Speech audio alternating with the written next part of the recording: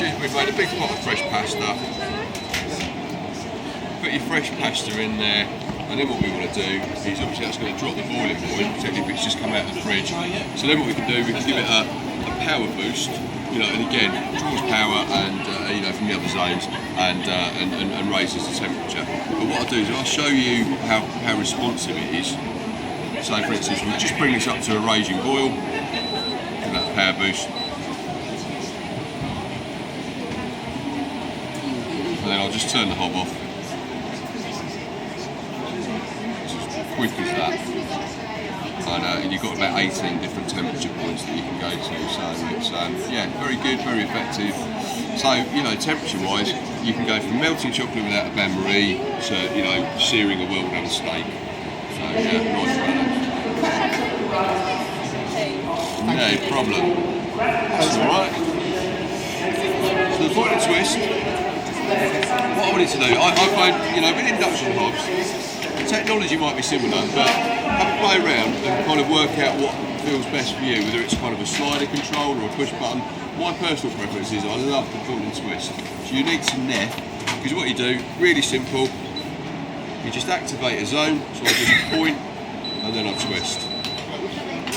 What I've done there, I've just put a pan of water, stone cold, but what I can do, I can touch all around that, and it'll be nice and cool as that comes up to the boil. And you see, we're really getting the vapour off it. Just give that a power boost. And like I was just saying to the gentleman there, I've actually got rid of my kettle now. I don't have a kettle, I just use, an induction hob because it's faster, uses less energy, and I've got a bit more space. Benefit is I've got a bit more space in the kitchen now.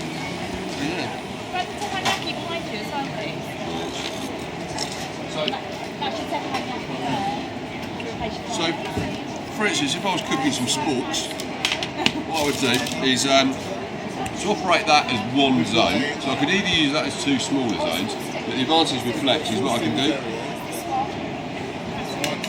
I will activate one of those zones, I'll press the flex button to join them up. As you can see there, I'm controlling it as one big zone. So great for, really intensive boiling, if you're doing some pasta, you spend ages making the fresh pasta, you put that into the pot, obviously it drops the temperature, you can give it a power boost and it brings it back up to the boil by drawing power from any other spare zones. And also really good though for doing something like melting chocolate, making a hollandaise, béarnaise sauce, things that notoriously you want a bain-marie, or they split quite easily. Do it on there really gentle, because if you're melting chocolate, even on gas on the finest setting, the lowest setting, you've still got a stream of gas coming up. Whereas with induction, you're actually controlling the power, and again, you're kind of creating the heat in the base of the pan rather than a heat source coming from underneath.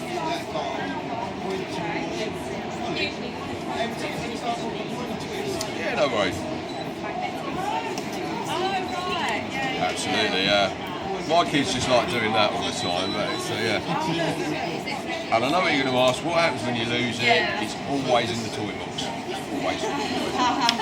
But if you did lose it on Christmas Eve, or something like that, you can go manual. There is a way that you can just override the controls and use it manually. Absolutely, and in fact there's a little wipey hand symbol underneath it. So if I kind of boil some milk over, what I could do, I'll just take that off, get it out of the way, clean up, then put that back, and I'll carry on where I left before, and it will remember my settings and it will carry on cooking. So it's almost like a pause button. But the flex induction accessories are great. Yeah. Well, there's kind of there's about 3 different ones we do at the moment. You've got your griddle pan, so fantastic for steaks. You've got your teppanyaki, so that's great for doing I've done everything on that. Seared scallops, stir fries, American pancakes. Last week we did a nice fillet of beef, so we kind of peppercorned it, seared it on there, and then we just put that straight into the oven like that and cooked off it, and then less washing up, and you've got all your meat juices still in the bottom of the pan.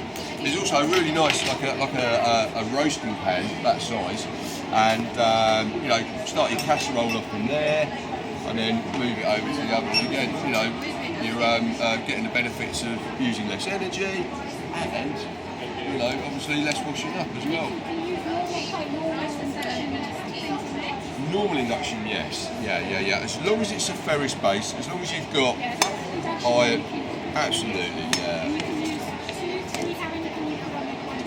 Well, you could put,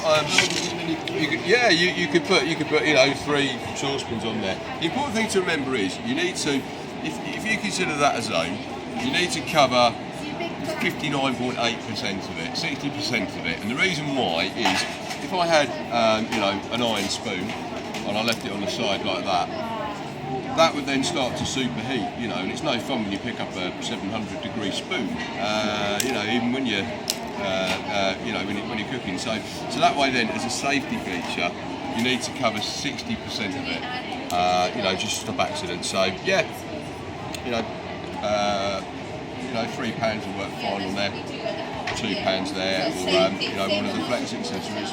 But how would you, if you got a small pan? You wouldn't cover 60% with a small pan. How would you cook a small pan? It's actually broken down into smaller zones like that inside there, so you would still kind of get the benefit. Yeah. But you wouldn't be able to, you know, there would be a cut-off point where a pan would be so small it wouldn't work. But again, it's just purely for that health and safety. You know, that you've got that pan recognition. It works on the basis that it's trying to complete the circuit. You know, so if the pan's not there, you take that off. Straight away, what you'll notice is, I'll turn that on, I put a pan on there, and it's saying, yeah, there's a pan on there, but as soon as I take that pan away, it starts flashing, saying something's gone wrong. I can't complete the circuit, and then I put it back on, and it will continue where it's left on. So if the pan's not touching it, it won't be cooking. Okay, that's great, thank you.